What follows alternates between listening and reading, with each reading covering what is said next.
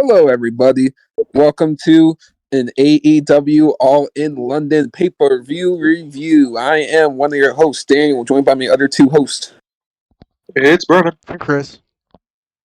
So, today we have quite the show to talk about. And it did sell the all-time attendance record, allegedly. So we will be getting to that. And overall, I thought the show was really good. It does have its flaws. It's not a perfect show. And admittedly, I felt like there was something missing overall from the night. But I feel like the show did deliver at being a really good wrestling pay-per-view. And as for the verdicts and the results, I think for the most part, it's pretty fair. It's pretty valuable. Yeah, dude. There's a lot of things happening in this show that's just off, but the show's fun. Everything was actually great to see. I would share the same opinion that something was missing from the show, and we'll talk about that later. Danny mainly, I'll say. But to me, I'll say it was a very fun show to watch. It was a pretty average. It wasn't anything crazy, and one of my favorites didn't deliver, so that kind of sucked. But other than that, the main event was great.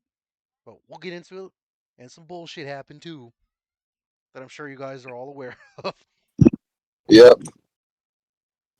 Brawl Out happened last year. Well, there was a Brawl In. We'll get to that later. We're going to be talking about that in between the 0 hour and the main show. So we'll be having the discussion for the 0 hour, then the drama, then the main show.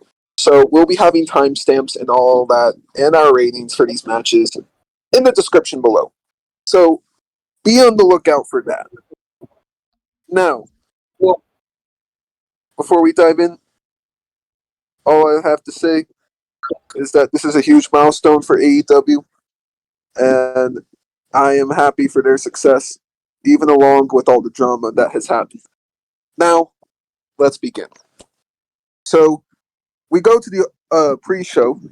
It was a 2-hour pre-show, and I missed the first hour, but I did hear that Slapnuts had a segment with Big Show dressed up like Captain Insano, and then Grado as well. So, basically a little fun segment for the UK fans. Pretty harmless. And then we move on to there was another segment with Hobbs and Miro where they were going to get into a brawl. And then there were also, I think the most iconic moment of that was when fans were chanting at Miro, "Where's your hot wife?" That was pretty much the most memorable thing about the entire segment. Now we move on next to the actual matches. So, we got for the ROH Tag Team Championships, we got Aussie Open versus Better Than You, baby. So, the match was shorter than I expected, admittedly. It only went 8 minutes.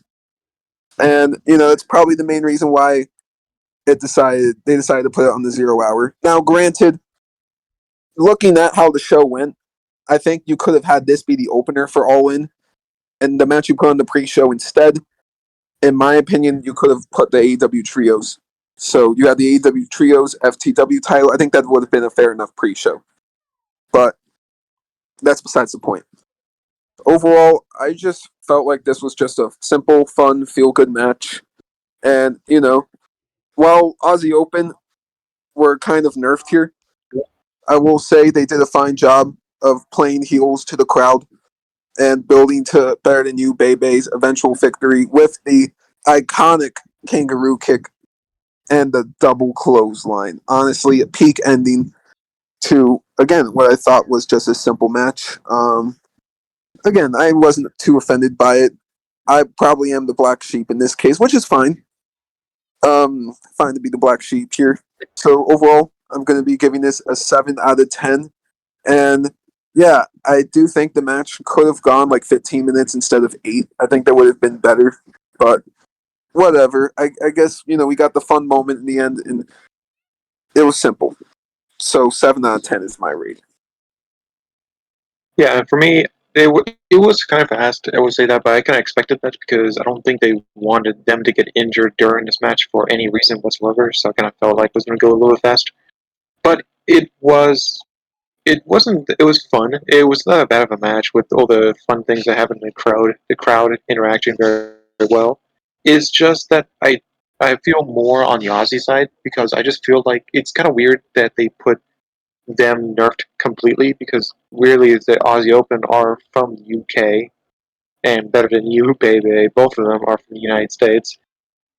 So it's kind of off that they just put the oppositely push those two. So I feel just kind of feel like Aussie Open, the number two best tag team in the world, got nerfed completely just to get these guys to the title. Don't get me wrong, I think it's fun. I think it's cool. I just hope they do good. I would say it was a good match, fun match. I just say I give it a 6 for me. I would give it a 6, dude, but just for the fact that nothing happened outside of that stupid kangaroo kick, yes, it was funny, but there was no point of Aussie opening losing their titles, and I understand you need to put bigger faces, kind of like what they did for WWE to NXT, having Ray and Dominic. You do the same having Adam Cole and GF. But I'm just like, you're literally just taking away the guys that were carrying that tag team title for a hot minute just to lose to these two because of a story. Like, that's stupid. They're literally main eventers. They don't need this title. If anything, Aussie needs to carry it more just so they can build their credibility more to like more Western audiences. But whatever. It was average. Only thing happened was funny was just the kangaroo and the double clothesline. So again, it's a 5. All right. Now we move on to the next 0 hour match. It was a no rules match for the FTW Championship. Jack Perry, who arrived in style, versus Hook. And basically, half of this match took place on the car. And, they did some spots in the car. A unnecessary exploder suplex on the glass windshield of the car, which I'll talk more about that spot later. And then later in the match, Jack Perry banged on the glass and said, "Real glass, cry me a river." And again, we'll talk more about that after this match. Hook beat him in quite simply quick fashion after that. Overall, it was just another simple, fun match. Hook becoming the two-time FTW champion was, the right call here, in my personal opinion. Overall, I'm going to give it 7 out of 10. I just don't really see the point in them needing to use real glass. Like, visually, it doesn't really make a damn difference whether you use real glass or fake glass. Because, truth be told, I think it's actually pretty dumb to do spots on real glass, but whatever. I'm not Jack Perry. Yeah, it was fun. The new rules match was pretty good. I do say that I kind of wish Jack Perry would have won just because I feel like it kind of made his character more pop or more like a heel if he did that kind of way. But I think it was fair to Hope because I think everyone likes Hook still. So I say it was a fun match. The glass part, it was funny, but I do kind of like when they use real glass, even though it's pretty dangerous. But I think it just shows how extreme they're going to go for than other people, than other wrestling promotions, I'll say. So I am okay with it, and I think it was funny. I'm not condoning whatever happened right after this match, before the main show started. That's what Danny's going to talk about and have ton about. But I would say I'm going to say it's a 7. It was very fun. I'm okay with Hook winning. Let's see what happens after this.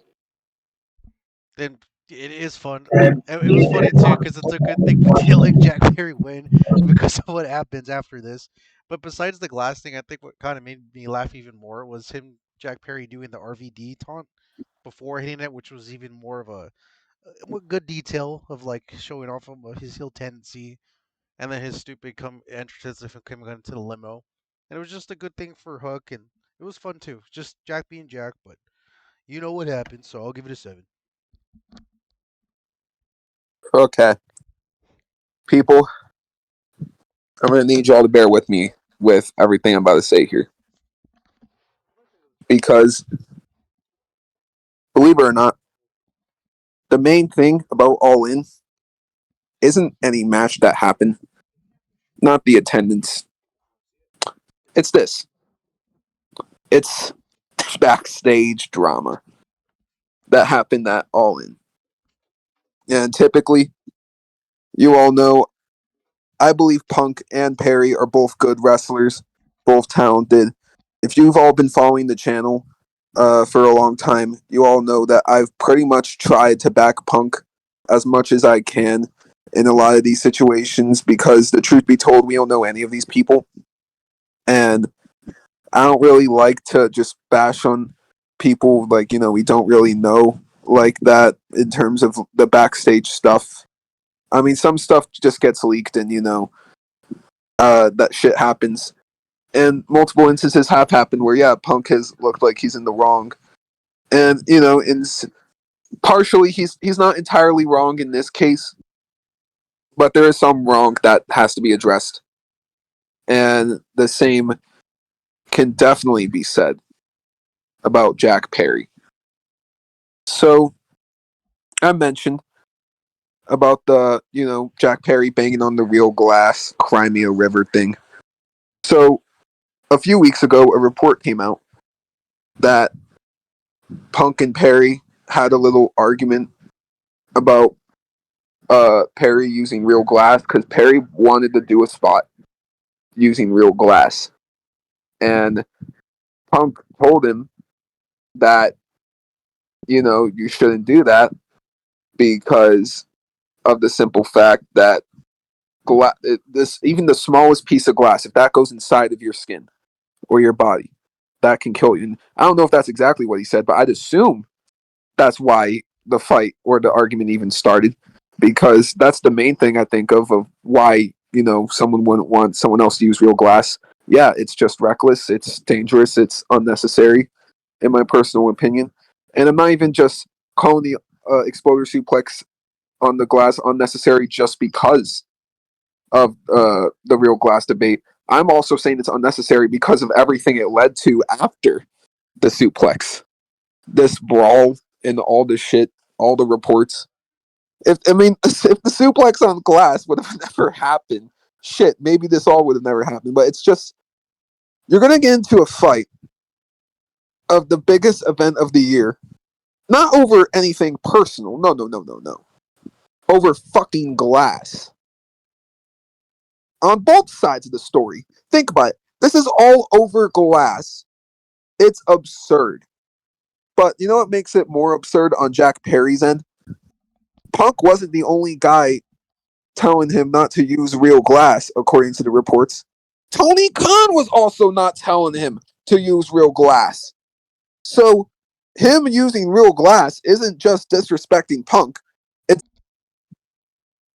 So, yeah, just with all that said, Perry disrespecting AEW's guidelines and restrictions like that, it's pretty much nonsensical. And, him banging on the glass and saying real glass, cry me a river, is pretty ironic when you're out in the public bitching about real glass. Like, that part is a fact. He did that in the match on the pre-show. And apparently, the fucked up part about all of it is more reports came out earlier today that the AEW travel coordinator really screwed over Punk. And what do I mean by that? I'll explain. The AEW travel coordinator never booked Punk's flight. So Punk basically had to take a train to Wembley Stadium, even got lost, and fans had to help him get there. And to prove that's a fact, there was a picture of Punk with a fan on Saturday put out to the internet.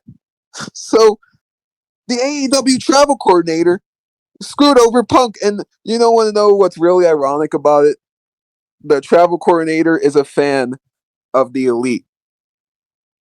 A lot of their profile pictures, bio stuff has to do with the Elite. I mean, I don't know, but if you ask me, that dude 100% deserves to be fired. There's not suspended, not warned, fired. There is zero excusing that for this company. And then the fucked up part is Punk also had to call like a number or something regarding AEW. Like it was like this weird number they gave. Like they completely gave him this fucked up traveling plan heading into All In. So he's probably already like pissed off about that before all this Jack Perry bullshit. And then you have Jack Perry doing that stupid shot on TV in front of the 81,000 people, the millions at home, or the 100,000, hundreds of thousands at home, whatever. It's just ridiculous, man. And yeah, so Jack Perry, he just looks like an absolute Gen Z whining bitch from all of this. There's really no ifs, ands, or buts about it. And Punk, as for him, in this Jack Perry situation, this isn't the only time he's gotten into drama recently. And even apparently from reports said that he hates the place. I mean, I understand if something like that could be said in the moment, but let's be realistic here. The dude has his own show, his own title, gets to choose who's on his show, gets to choose who he works with. The company goes to Chicago more than any other goddamn place on the planet. What more could he want than that? Making millions of dollars, and he has the audacity to say that he hates the place when there are tons and tons of people that would love to have what CM Punk has in terms of that pay, in terms of his treatment, all of that stuff. So that's just absurd alone in itself. So who am I mad at? CM Punk, Jack Perry? I'm fucking mad at both of them. But the one who I'm really mad at more than anybody is Tony Khan. Because I'm going to be honest, Tony Khan, he may have better morals than Vince. He may be a better booker than Vince. He may seem nicer than Vince, but I'm going to give Vince credit just here. Just here. Whenever Edge and Matt Hardy got into their little drama back in 2005, which was about real shit, by the way, Matt Hardy's girlfriend Lita cheating on him with Edge, that's some real shit, not an argument over glass. Like, that's real shit. And then Vince McMahon told them straight up, I'm the boss. I don't give a fuck about your love triangle. I'm making some motherfucking money. You two are in the business to make some motherfucking money. So you're going to go out there. You're going to go beat the shit out of each other. And we're all going to go make some motherfucking money. And you're all going to listen to me because I'm the fucking boss. And I write your fucking checks. And that's basically what Tony Khan has yet to have done. So, yeah, I'll give credit to Vince there in that one regard. He knows what it takes to have these wrestlers show him some goddamn respect and let it be known that he is the boss. Tony Khan hasn't done that with CM Punk and the Elite. Back when the Elite and Cody Rhodes apparently had their reported beef or drama, Tony Khan didn't do shit about that. Tony Khan didn't really do shit about any of the times Sammy Guevara got into brawls. He just let those escalate, even though both times it was proven on Twitter that it was going to escalate and get to that point. Tony had a lot of time to prepare for both those situations, and he fucking didn't. And then the whole Thunder Rosa shit, where he has the whole women's division basically shitting on Thunder Rosa because he can't fucking book the division. Like, when you look at it all, Tony Khan, man, he doesn't have the integrity to run and own a wrestling company. You can like AEW, you can like all the shows they've done, but you got to accept the fact that Tony Khan doesn't know how to run a real wrestling company. Yeah, that's completely true, and I will agree with that completely. It's very stupid how he's acting. It's weird because, like, yeah, he has never done anything. He sponsors. He's co-manager of the Panthers team with his father, and he can't even deal with just a few some wrestlers, and he deals with football players who are getting banged around the whole time, and wrestlers are not this different thing. it's really stupid how he thinks. He should be acting not exactly like McMahon, not being stupid decisions, but making him like the boss. Make him Tony Khan needs to make himself like a boss. Make himself top honcho, saying, "Hey, you can't bully me. I got to bully you to do what matches I want you to do. So stop bitching and do your match and get paid for it." That's all you need to start. Pick up his voice and say something. It's really stupid how he's acting. And again, the CM Punk and Hook things are very stupid. It's ridiculous. I I'm mad at both of them. I don't I think more of the blame should be going to Hook. Sorry, to Jack Perry just because all the crap he's doing. But it's really stupid. All this crap is happening right now. It's it's a stupid thing to happen during the biggest show of AEW's career. But guys, people are on Twitter saying this could all be an act. This could be Punk just turning heel. This is Yeah, all a and Santa Claus is conspiracy. real. Santa is real. Yeah, it's ridiculous, bro. As you were saying. No, that's pretty much it. It's stupid, and goddamn it, CM Punk, stop fucking getting suspended every pay per view.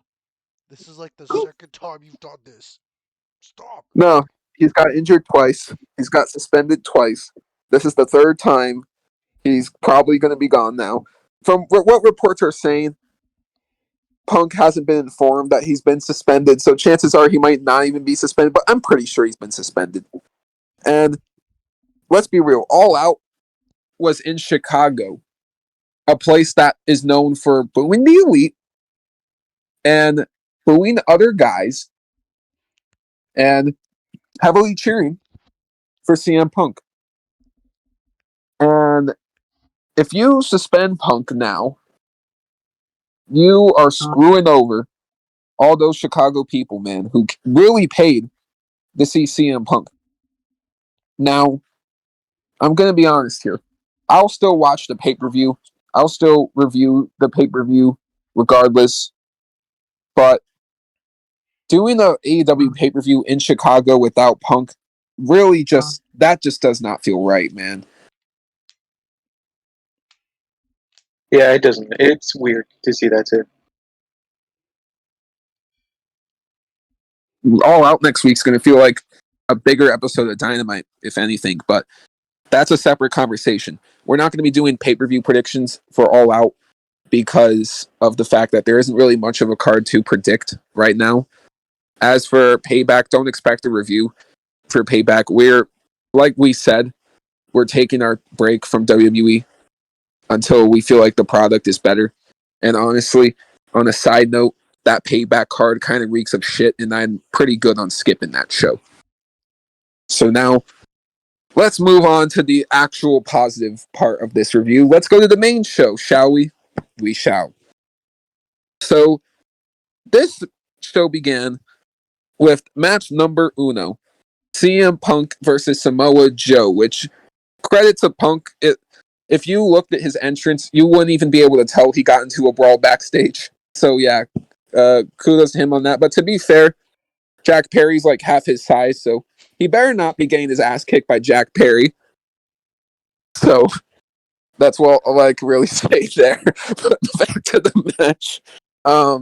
His opponent, Samoa Joe, someone who he's been a rival with for 20 years. And they've had some iconic matches, especially in 2004, the iconic trilogy. But this match right here, while it may not be the best Punk versus Joe match of all time, I thought it was pretty awesome. And honestly, the best match since Punk's return in June. I'd go as far as to say it might be in the top 3 Punk matches along with the 2 MJF matches. I just thought this was so damn good. And you even had just a lot of callbacks, really. Like when you start the match and Punk is trying to wear Joe down with the headlock, which is a strategy Punk has had going back to 20 years ago, wear the big man down with that headlock. And then you had Samoa Joe just really be dominant throughout the match with some chops, with some big boots, with some other really cool moves. and he even made Punk bleed. This just felt like that old school Samoa Joe. And then the crowd just started really getting into Samoa Joe and started cheering for him too. So that really added on to the match. And Punk even kind of got chopped. And, like how he did the seesaw chops to, MJF. Now he's on the other side of those seesaw chops, but it's from Samoa Joe. And then you also have Punk doing his polarizing offense, the Cena stuff and the Hogan stuff. And then it's just an awesome match. It's very like old school. Oh, and then you got Samoa Joe countering Punk's Hurricanrana by throwing him through the side of the announcer's table and flipping him off. That moment was awesome. Punk doing a Hurricanrana got a big pop from the crowd. And then the ending with him hitting a Pepsi plunge, which was his old finisher from back then, is honestly the best way to cap off the feud that I could think of. So yeah, it's a fantastic match. Less than 15 minutes. Everything that needed to be done got done in that time. So yeah, overall, even though the incident happened, Punk ended up having a fantastic match. So I'm going to give this a 9.5 out of 10. And people were silly to honestly think that this wasn't going to deliver. They really were. I said it was going to be the second best match of the entire show, and I feel like I was right. Yeah, definitely. This was a very fun match. I'm not gonna say that much about it, except it was very. I had a lot of great moments. The countering and the kicks, the roundhouse kicks, the CM Punk did looked very powerful. The countering, the muscle buster, the seesaw chops was great. The everything was. I think everything was very fun, and I think everything kind of fit this match completely. The bleeding was worked very well. The end of the match was great. The Pepsi plunge. It was a great, pretty much the pedigree from the top rope. Very fun match. I think they had a great ending, and it was very fun. I would give this a 9 from me. And same here. It was very, very enjoyable. Thank God it didn't end in a draw because that's what pissed me off originally for the first two trilogies. But thankfully, CM Punk came out on top, and it was kind of cool seeing him through the throwbacks. Cena, Hogan, and even Joe too. They were just going at it, and I think the best part of the entire match was definitely the Hurricanrana because I did not expect that shit that CM Punk could even do those kind of moves. So that was insane. And then of course you have Samoa Joe walking away like his usual shtick or whatever. But it was a great match. It was flawless. I had a good time. My favorite personally. I'm gonna give it a 10 out of 10. Match of the Hell year yeah. contender. Fair enough, man. I'm not going to argue against that take. Now, this next match, would you say was a match of the year contender? No, this match sucked, and I'm sad that it sucked. You know what? These are like all your favorites in one match. I feel like you're got to be more mad than anybody here. I'll let you talk about it first before I talk about it and Berman talks about it. All right. So the main issue that I have with this match is like it was cooking for like the first 5 minutes or so, but then after that, I don't know what went wrong. Everyone just fell asleep. We had some rusty times because, god damn it, I know Kota Ibushi has been out of the game for quite some time, but you would think since his last appearance was what, like almost a month ago, right? Yes. So I would assume I wouldn't expect like anything like super crazy, but Kota's he looks like he's in better shape or whatever. And I'm like, oh, okay, so if he can't do too much, at least there'll be some cool spots here and there. But it just wasn't connecting. I mean, I did like the fact that Kota was like fighting Konosuke, but that was really only for like maybe 3 to 5 minutes the most. And it's not all in the Elite 2 because for the Bullet Club Gold, my main problem is the only two guys that really had any time was Jay White and Juice Robinson, which is really funny because Juice was taking all the crazy, insane bumps throughout the match, taking the most damage, and it's just him being stupid or whatever really made the match fun. But outside of that, the Ass Boys didn't do anything, even though they were there for the entire time, with exception of a few interferences or whatever. And then Konosuke didn't do anything at all. All he did was maybe like a super kick and then rolled up Kenny Omega for the win, which is not how you build up superstars. So it was just overall disappointing. I expected chaoticness, and I almost forgot Adam Page was in the match too. He didn't do shit either, except maybe his finisher, but it didn't even connect. So it was just you have all these good stars. I don't know why nobody was like working together. or not. It was very boring, disappointing. So I'm just gonna have to give it a 5.5.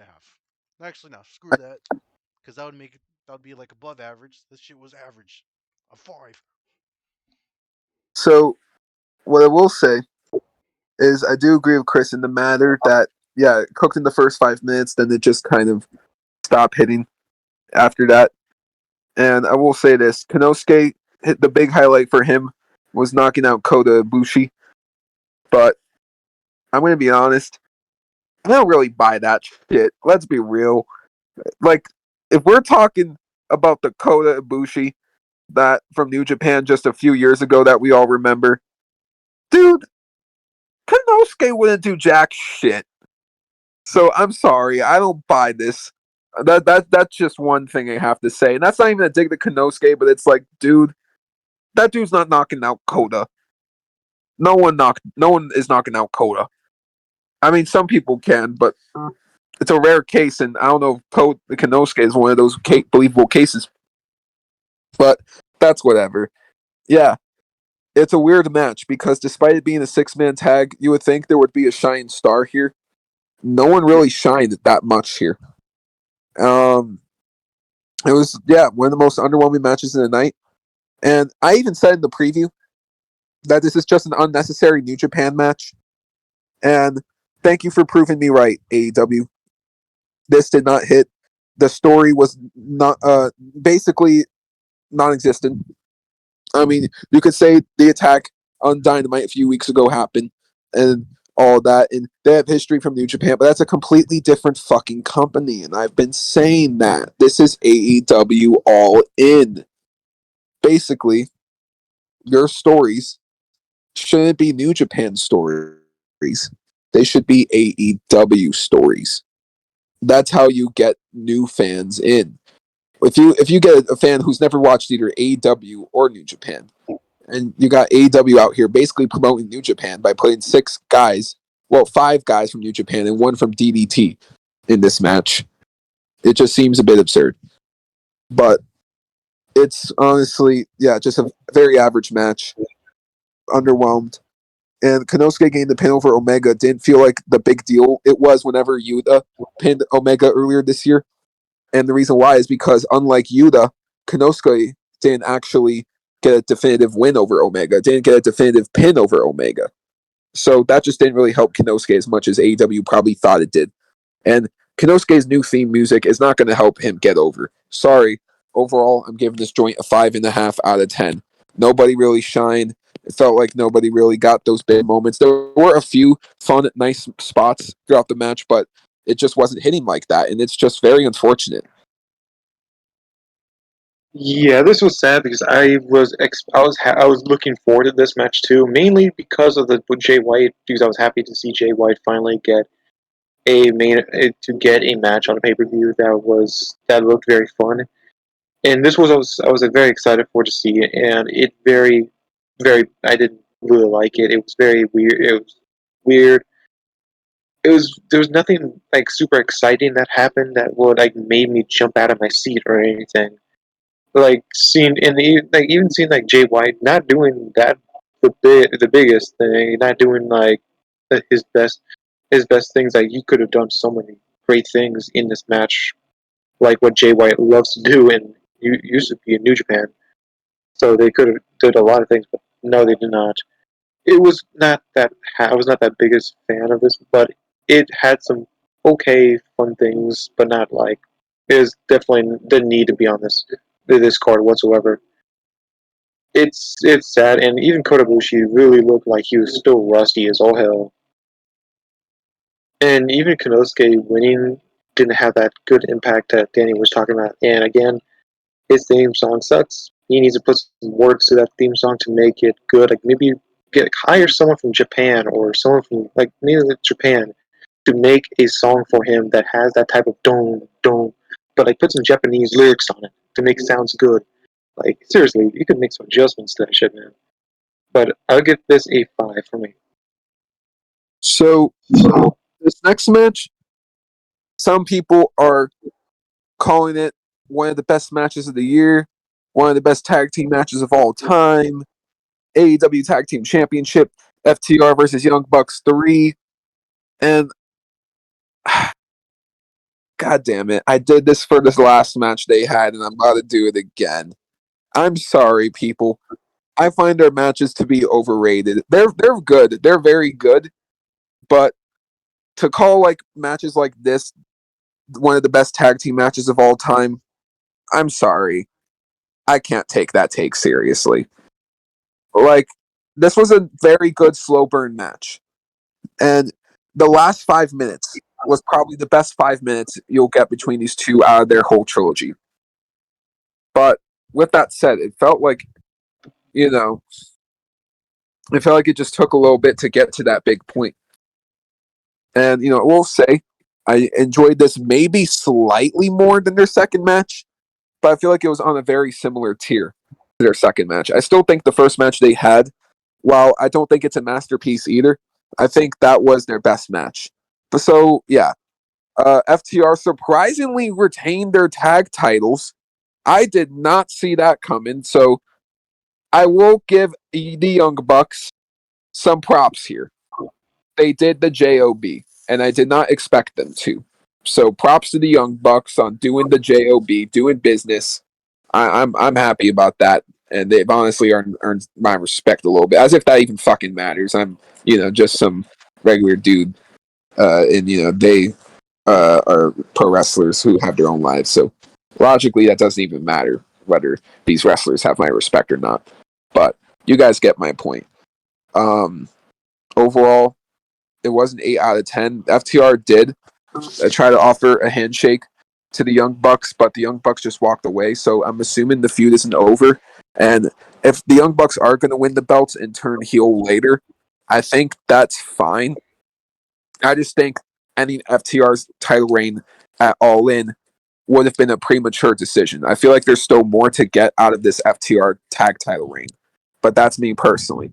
I'm glad that they're kind of just pulling the same shit WWE does with the Usos. Whenever the Usos get into legal drama, just brush it off and have them keep doing their thing. I think that's the right call regarding this FTR situation. Just have them keep doing their thing. Let them be the tag champs. And yeah, overall 8 out of 10. Yeah, this was a very fun match. I actually had a lot of fun. I was very, very concerned if Young Bucks won, but I was very, very happy at the end when FTR got the winning blow. It was a very fun match. I had a lot of fun. I would do say that this probably definitely was better than the last match that they had, and it's not saying off like bad thing. It's not the best match of all time, no, or the best match of the year, no. But it was a good match for them. I would give that to. But I think it had a lot of great moments. I just hope one thing is that if they're gonna make this title, they're gonna do this match again. Do a stipulation, ladder match. Like do something for like just like maybe like a memorial match for Jay Briscoe type of thing, maybe, and do like a reach for the sky championship ladder match for the AEW championships, or just a ladder match in general, or a dog collar match could be fun to do. Like a good Extreme Rules type of match. That probably would make this rivalry a lot better. I would say it would be so much fun to me.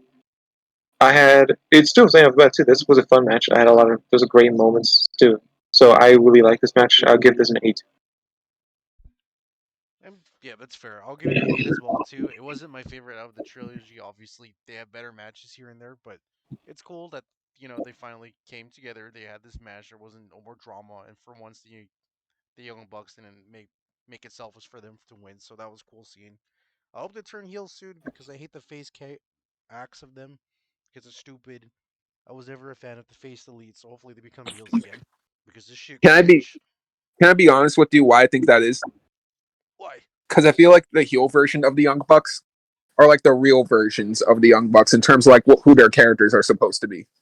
Then The that's face fine. version of the Young Bucks, because think about it, doesn't the face version of the Young Bucks just feels like they're just trying to be nice rather than them actually being faces? That's just what I get every time the Young Bucks are faces. I just Hmm. see it as them trying to be nice rather than actually them being good guys.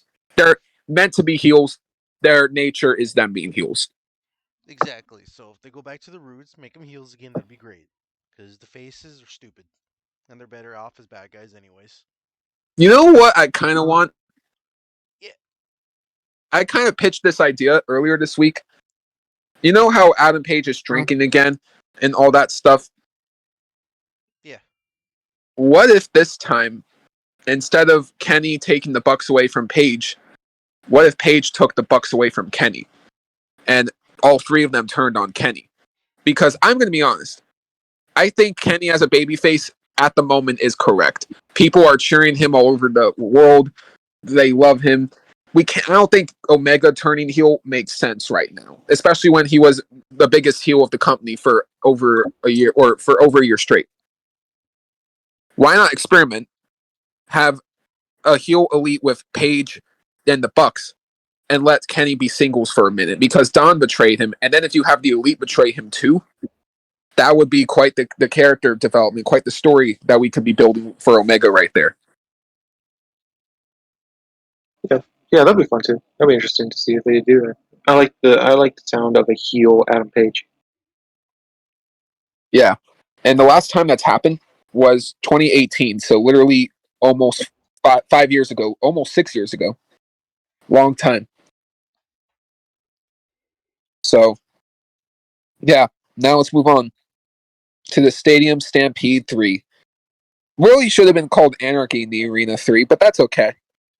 It is Team Blackpool Combat Club featuring Santana and Ortiz versus Team Eddie, which features Penta, Orange Cassidy, and Best Friends.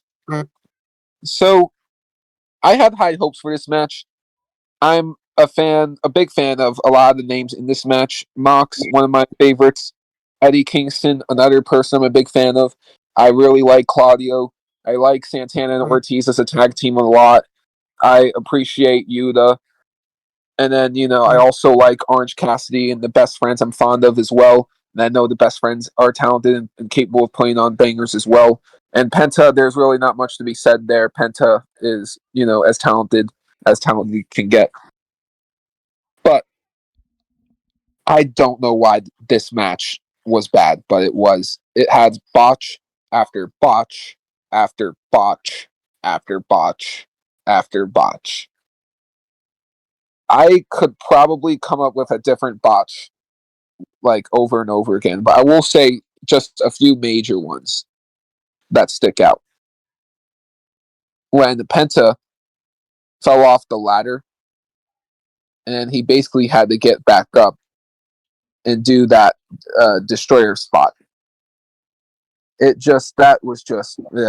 did not look good. There were other spots, and then I gotta say, the ending to me, when you logically think about it, is kind of retarded. You have Orange Cassidy punch his hand into a bunch of glass, and probably fake glass, because they know that there isn't really much of a difference visually. And Orange Cassidy ended up hitting the orange punch on Claudio with the glass in his hand. And sure, it got the win, it got the pin, but logically, I think the one who has more glass to deal with is Cassidy. So I don't know. I'm very iffy on that ending. And then the cookie platter with Stu. With Sue and the van. I know that it's all supposed to be just fun and stuff, but when you have guys like Moxley, Kingston, Claudio, guys I take very seriously, like this, I don't know. I feel like that kind of hurts the perception of them. And then I gotta say one funny thing, if I have to be positive here. One funny thing I will say was Mox bringing out the sticks that Jun Kaisai uses all the time. It's like Moxley fought Kaisai one time, and now he wants to use the sticks Kaisai uses all the time. I find that to be pretty funny. So he was going to try to use that against Penta, but then Karma struck him, and that ended up happening to him. So I was like, all right, that's a fun moment. That was a fun moment. And of course, you got people on Twitter bitching about that. Moxley ruining the business. Yeah, okay, whatever. I will say this: matches like this are dog shit, kind of a mess. Oh, not dog shit. Won't go that far, but it was bad. It was a mess, and I wouldn't watch this match again. I really wouldn't. And it was the worst match of the entire show for sure. Overall, I'm gonna have to give this a 4 out of 10, and I'm glad Team Eddie won. But at the cost of this match, I don't know if it was worth it. Yeah, I don't know why this was a bad match for you guys. To me, it was very fun. Don't me wrong, the botches were something that kind of got me turned off. But the thing was, it was very hardcore. So many random things happened. People getting thrown into ladders. People getting thrown into using the glass. That's weird for Orange Castle. The them just going to the upper high districts of the arena was very fun. I think everything was actually fun. So many botches, I would say too, but to me, I had a lot more fun in this match too. So I actually think this was I would say yes the worst match of the night, but to me it was not the like super bad. It was just not that good. I would say it was just funny as hell. So I actually would give this a 5.5 for me. And the only reason why I say it's kind of bad, Berman, outside of the botches, is because the fact that there was moments where it was just kind of too chaotic, where the camera guys couldn't keep up with it, and there would have been an obvious solution of kind of showing Oh like all the yeah, screens at once, and they could have done that they were because they did missing that like so twice. many. Yeah, no, you good. Go ahead, They Danny. missed so much. I was about to say they missed chair shots. They missed garbage can shots. I think they even missed a table spot. Hmm. Like, good God. It's just like that thing. They just needed more cameramen or just have the four different angles while you watch it because they did it for two at one point in the match. And it was really funny because at one point there was a moment where Eddie Kingston was getting hit in the head with an umbrella. And obviously, realistically, like nothing would have actually happened. But he kind of just like no sold it and just got right back up, which is kind of funny. And then with Penta like supposedly leaving, I mean, and then a surprise guest appearance was just him wearing all red, being Evil Penta, and just for immediately that botch to happen, which was pretty funny. It wasn't anything crazy. It wasn't. It was kind of meh. So I'll just give it a 4. I didn't really like it. It was kind of stupid. All right, now we move on to the next match, which I feel like is getting a bit overhated. AEW Women's Championship match: Hikaru Shida versus Tony Storm versus Saraya versus Britt Baker. Now, a lot of people were pretty pissed off because this match only went 9 minutes, but I will say that I think that's fair because this was the only women's match of the night. But I will say this: I am thankful that this, in my opinion, was a solid match. I feel like everybody kind of got moments, and you even had a story told throughout the match with Storm and Soraya, which really helped the match for me. That they were able to tell a story throughout the match, and it's like Tony Storm has basically become so crazy and obsessed with becoming champion that she willingly broke the outcasts because of it. And I think that was a good little story to have there. You even got Ruby Soho getting involved and shoved by Tony. Like, Tony's just mad. She's off her rocker, man. And, you know, you got Britt Baker with a few spots here and there. She did a curb stomp to Tony Storm, I believe, or Hikaru Shida, whenever one of them was stuck in Soraya's submission. So that was an interesting spot. Soraya ultimately won with the rampage on Tony Storm to become the new AEW Women's Champion. I said it should have happened, and I'm glad it did. I'm glad that what I wanted to happen ended up happening. And she also came out to a Queen song as well for her entrance, so that was pretty cool. Yeah, overall, I thought it was pretty good. I don't really understand where the heat is coming from outside of the length of the match. And yeah, I thought that it was just solid for what it was worth. Now, I do see her ultimately dropping the title to either Athena or Jamie Hayter. And I don't expect this reign to really go too long, but we'll see. Time will tell. Overall, I'm going to give this a 7.5 out of 10. Worked for me. Yeah, for me it was very fun. The entrance was very fun. I loved that Saraya came out to "I Will Rock You" by Queen with her whole entire family there. It was very fun. The only one I didn't understand was Tony Storm walking out. It didn't feel like no one reacted. It's so funny because no one reacted whatsoever. and she is from Australia, which is around the UK, kind of, I would say too.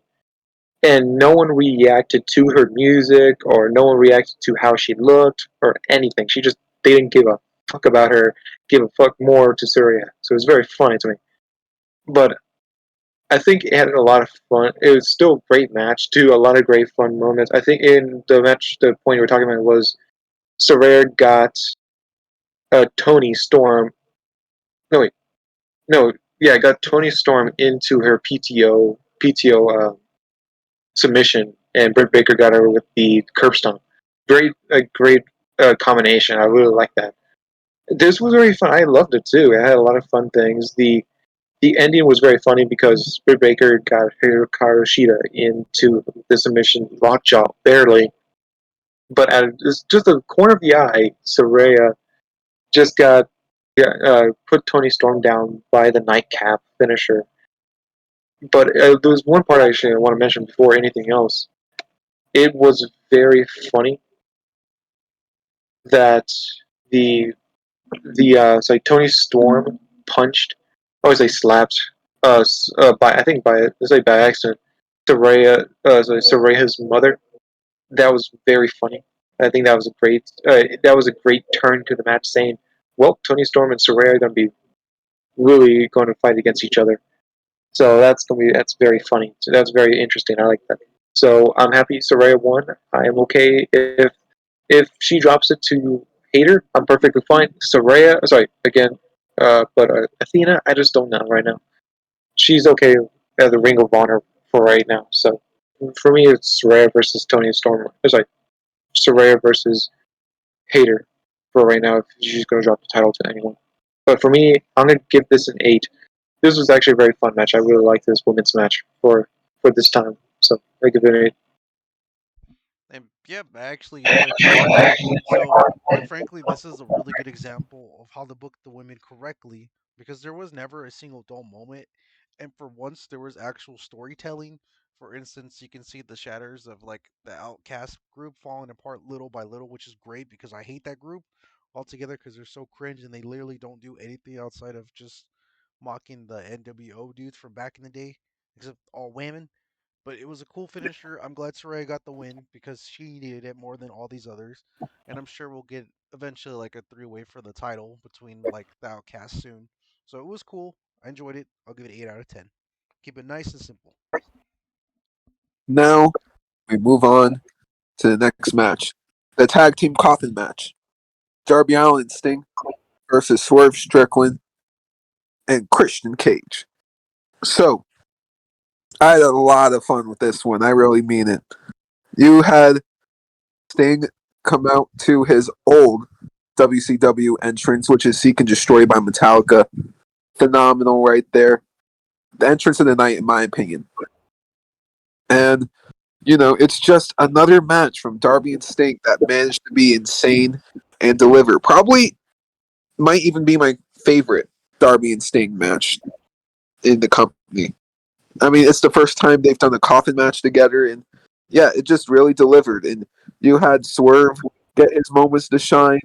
You have when Sting and Christian were in the ring, there were TNA chants. So even that little homage to TNA was great, and uh, plus it was just Swerve and Christian, played off each other very well to make a heel tag team work for this match. And Darby Allin, some of the bumps he took, man, that dude is basically this generation's Jeff Hardy in terms of taking absolute insane bumps. The coffin drop on the coffin itself was definitely an ouch. That's for sure. And yeah, the match came to an end with Swerve being put into the casket. Again, this was great. This was great. This was so much fun, man. I gotta give it an 8.5 out of 10. Yeah, I gotta say the same thing. It was so. It was very crazy. It was very hectic, very crazy too. Like all these. The thing that was very funny too is that the entrance was very great too. But I love that Darby Allin brought out 2 jackets that had thumbtacks on them and gave one to Sting, and he wore one. and just started splashing and coffin dropping each of them. It was very funny. I think that was a good job they did that. Kind of saying that this thing is kind of using what Darby Allin does, but there's so many funny parts in in this match too. The crazy, yeah, the crazy spot with Darby Allin doing a coffin drop on that coffin. Jesus Christ, it looks so painful when you hit that man, but it was very good too. And the thing that happened was, after I was like Luchasaurus came out, and I was like, oh shit, this is not gonna be good because I felt like Luchasaurus was gonna cause some trouble. Nick Wayne came out, just hit him with a skateboard, didn't do crap. Then Nick Wayne got chokeslam onto the skateboard, which was very funny. And then Luchasaurus just picked him up and took him away, like where the hell happened to him? That was very funny too. The part that was very cool to me was when the coffin was in the ring and Darby was outside. Sting and Swerve were in the ring, and he was trying to get him into the casket. Swerve kicked him with very hard in the face, very hard in the head. Then got the bat, put the bat inside there, saying you're going to be bared with your bat, but the bat saved him in the end. So it's very great to see. So I really did like that type of thing that you put there. But in the end, Swerve Strickland getting sandwiched between the two coffin, the door, and just coffin itself, getting sandwiched and getting coffin dropped. I mean, yeah, it's true that I feel like Darby Allin has the durability of Jeff Hardy, man. Like, Jesus Christ. But still, I think I was happy. I'm happy that Darby Allin and Sting won. I do hope that in All In, Darby Allin does win against Christian Cage, because that would be great to see. I am going to give this an 8.5 out of 10. I had a lot of fun with this match. And I think the one thing that I do want to mention is that it is insane that this is probably one of the best Sting matches I've ever seen. Because I don't know what the hell he was taking or snorting today, because that guy went out like an absolute legend for being in his late 60s, of doing like insane shit, of dropping off of like, of a table and going crazy and using weapons, and even Swerve getting some nasty kicks on him. But I do gotta say it, guys. Technically they didn't win because Swerve's hair was actually peeking out that casket. I was just And about to I make that saw joke. that, and I was like, no, you gotta run it back because that doesn't count. But it was awesome. So I'll give it 8.5. It was really cool. And if this is the last match we get of Sting, hopefully when his retirement match is just as crazy as this shit, because that was awesome. So 8.5.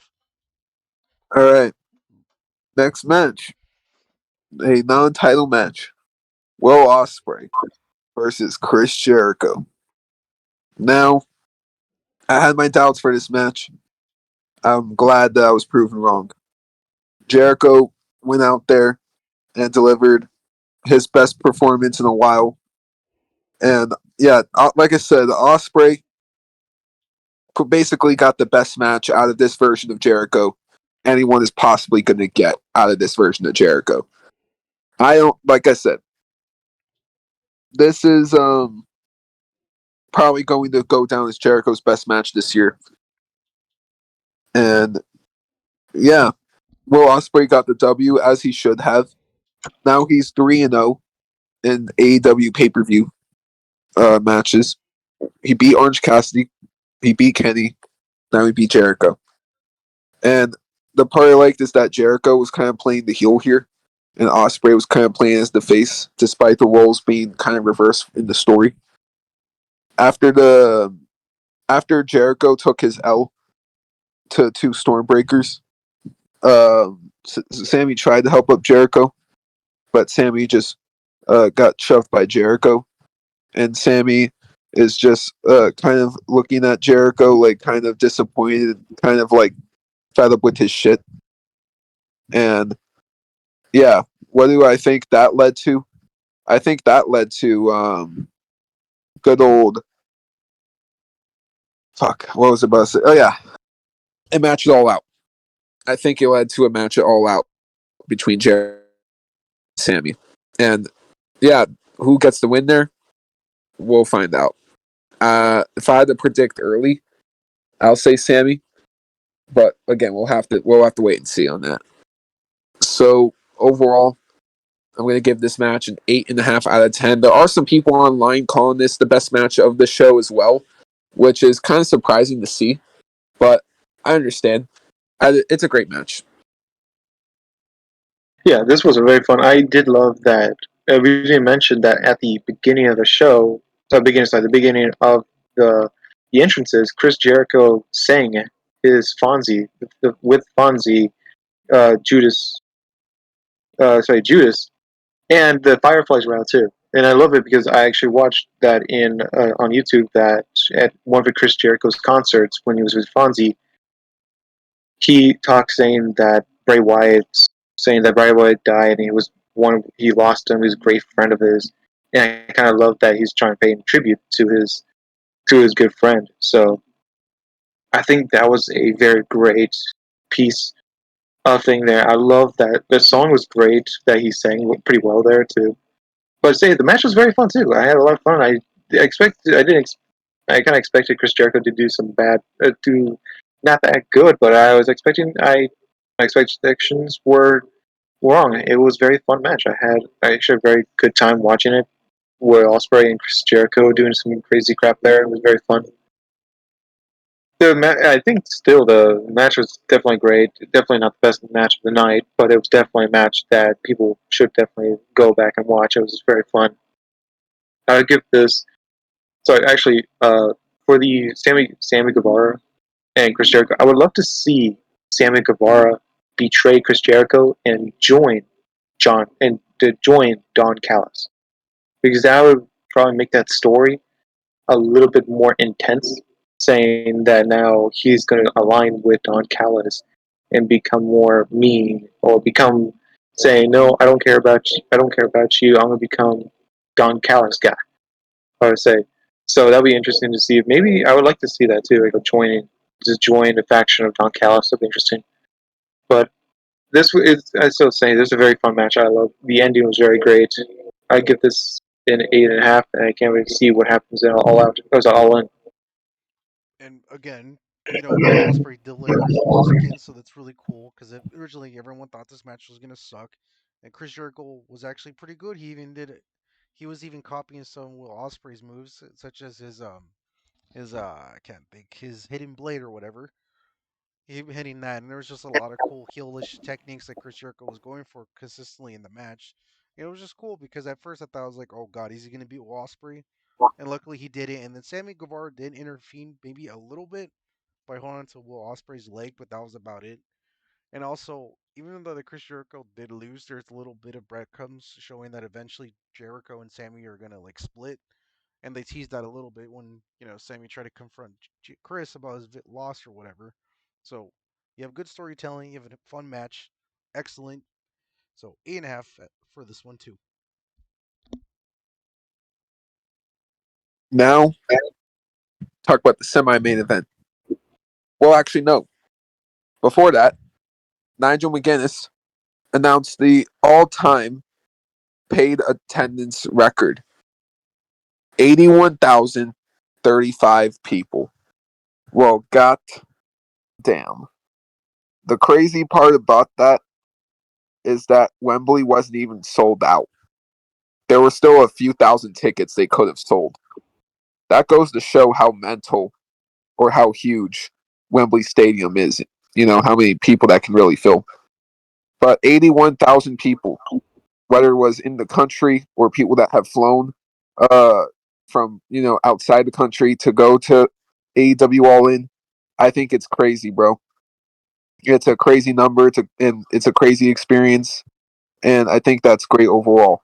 So yeah, what do you guys think about AEW now allegedly dethroning WWE's all-time attendance record, and the overall attendance record now belongs to AEW?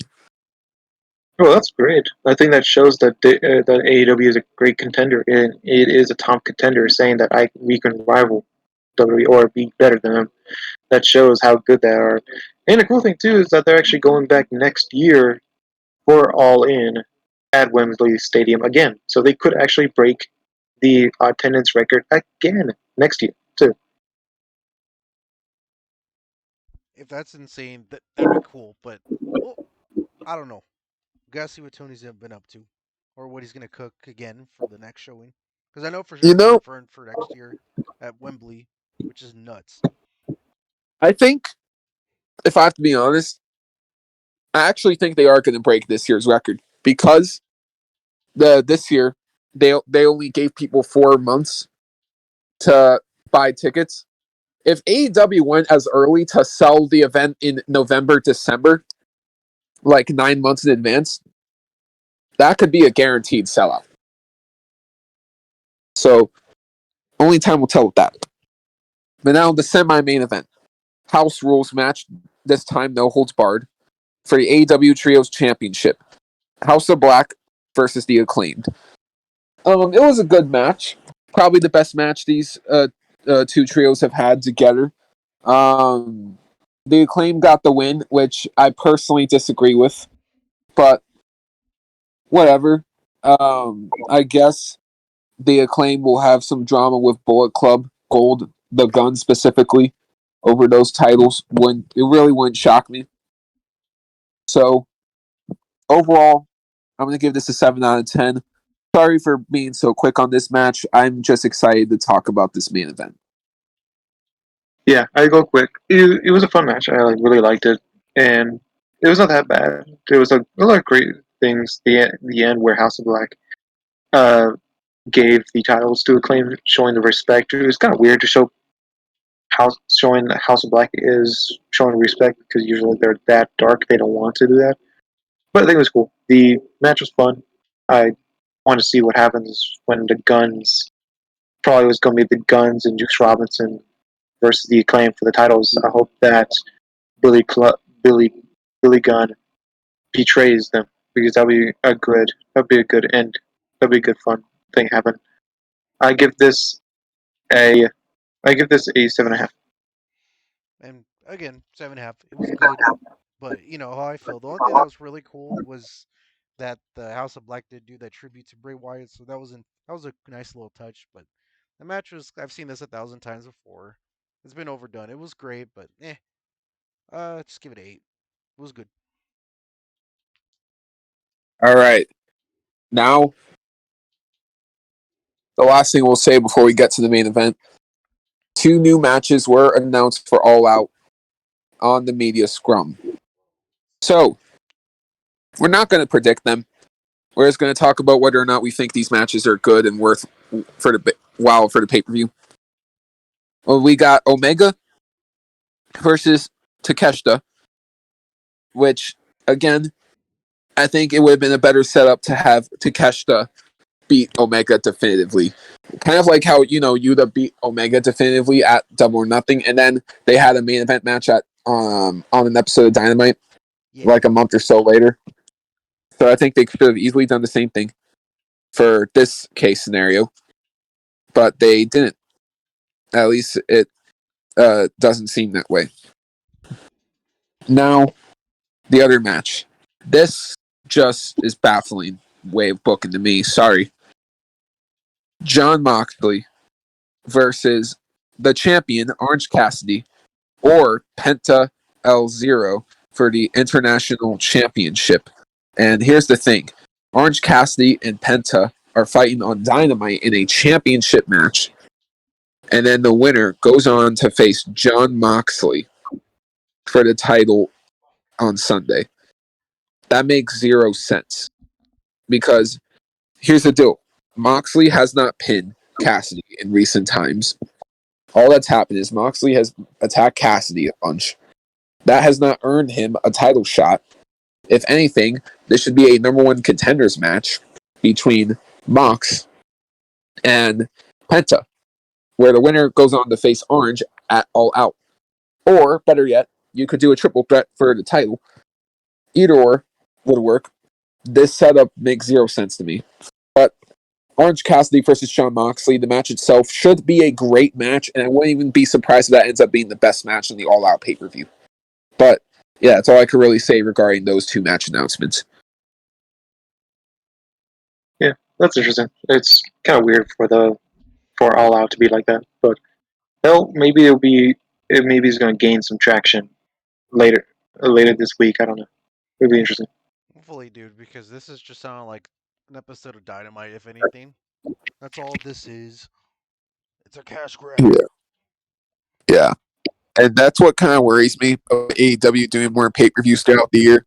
Hopefully, they aren't going to get greedy and start having less quality in all their pay-per-views. That would kind of suck, but whatever. You guys ready to move on to the main event? You. Yes. Now, main event for the AEW Championship. We got MJF versus Adam Cole. And MJF had a very similar entrance to his Double or Nothing entrance, except I feel like it was done even a little bit better here at All In. Just a really cool entrance with MJF. And, this match was simple storytelling perfection. You have the two starting off very friendly, nice and competitive, and then MJF, just being MJF, pokes Adam in the eye. Does again, it's a typical MJF thing. He's smiling. The crowd is cheering. It's all just good vibes when he's doing it. But Adam ain't feeling it, and he feels like it's just Adam. It's just Max kind of being scum and trying to cheat his way to win. So Adam starts getting more aggressive throughout the match. And it even leads to the crowd booing Adam Cole and cheering for MJF as the babyface. Wild where we're at. But yeah, the match it's so fucking good, man. It really is. And then you have them do a double clothesline on each other to get a draw. And the crowd were like, wait, what? And I said it in the preview and prediction that they should do a draw to set up, that exact same story thread from the very beginning. The draw happening back in June, and then Adam asking for 5 more minutes and MJF walking away. One way to prove MJF's true colors is to get a draw again and to see if he would have done the same thing. And he didn't do the same thing. Well, he kind of did at first by saying, I'm not giving you 5 minutes, but it was a twist. As he said, we're going till there's a winner because there should be a winner in the main event of Wembley. Basically, along those lines. And yeah, they fought. Roderick Strong even got involved and even got Adam Cole to do some heelish things.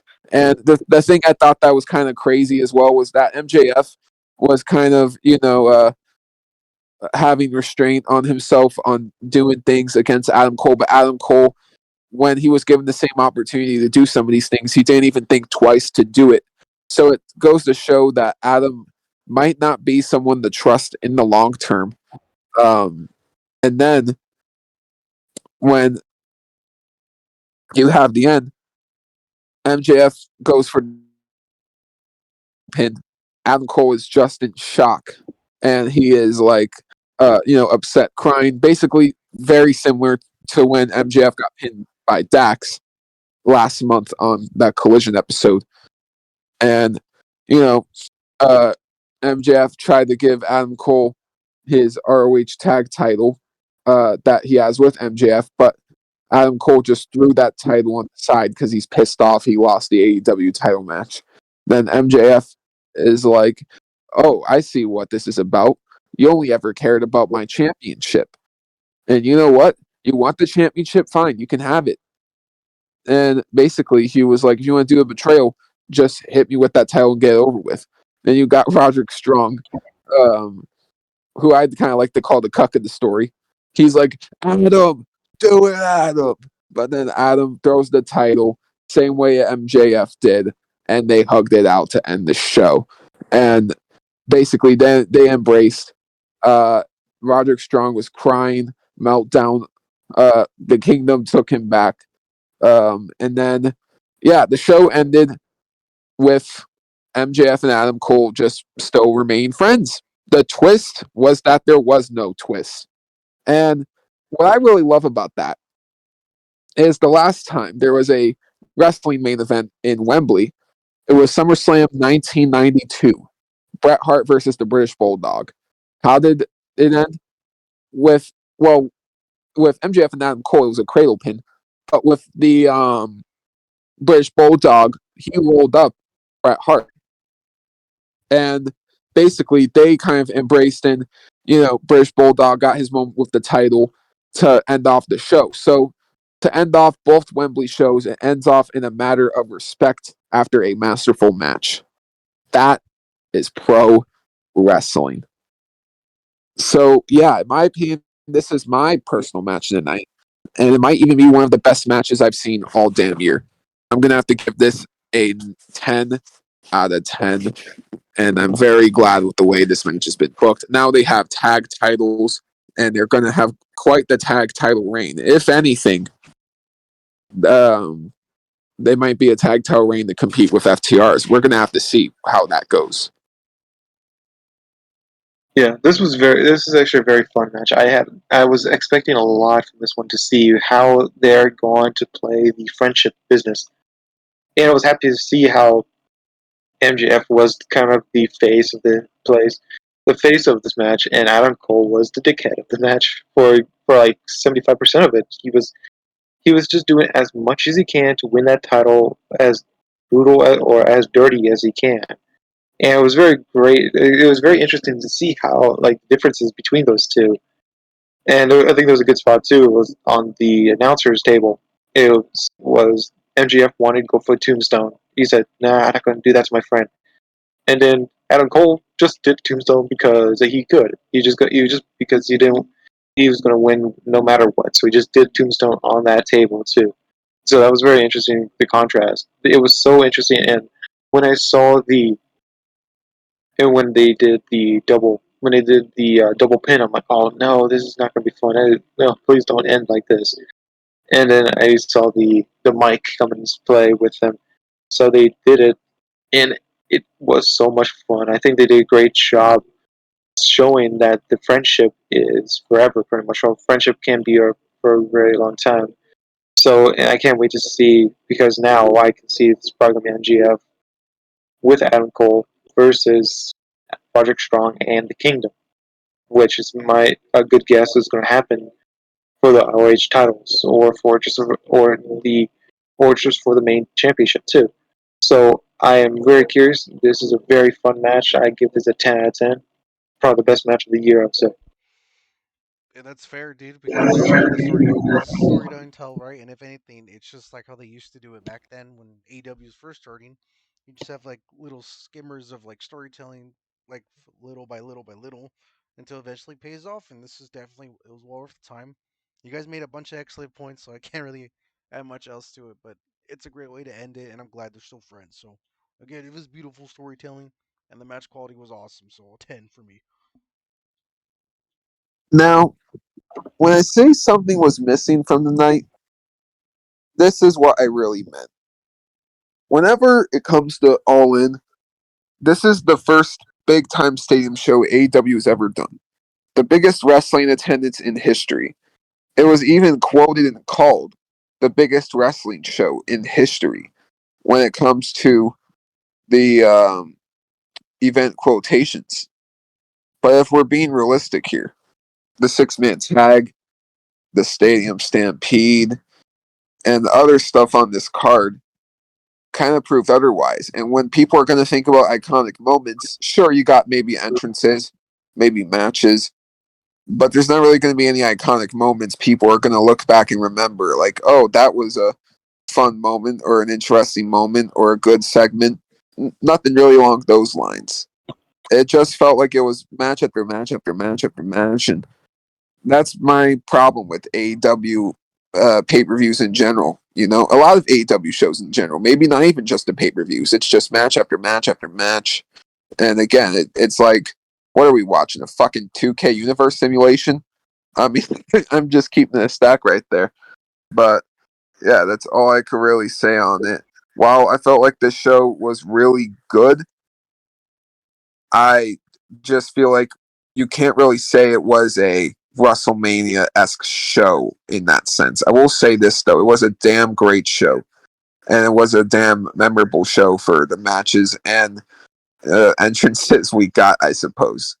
And a lot of these matches had a lack of build, which also kind of hurt the overall event. There weren't really many story threads to go off of.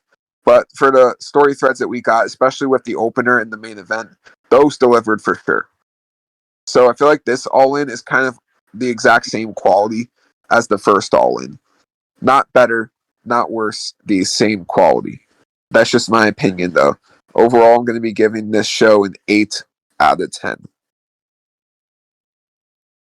Yeah, this was a very fun show. There was like two, maybe or one or two matches that were not needed on this card, or just didn't need to be, or just not that fun. But I still think it's a great start for AEW for a stadium show. I think they just need a lot more. The build up, what Danny just said, that they just need way more build up in some of these big time matches or big match or just matches in general. But still, the whole pay per view is very fun. So I'm gonna give this an 8. And I'm on the same boat. 8. Just unfortunately, my favorite guy didn't perform all that great. But outside of just that match, it was a good show. Nothing too crazy, but I'm sure All In next year, if they build it up properly, since they got 9 months, I'm sure it will be good. Hopefully better than 8 rating. Yep. All right. Thank you all so much for watching. I've been Daniel. I've been Berman. Chris. And we'll see you all in the next one. Take it easy.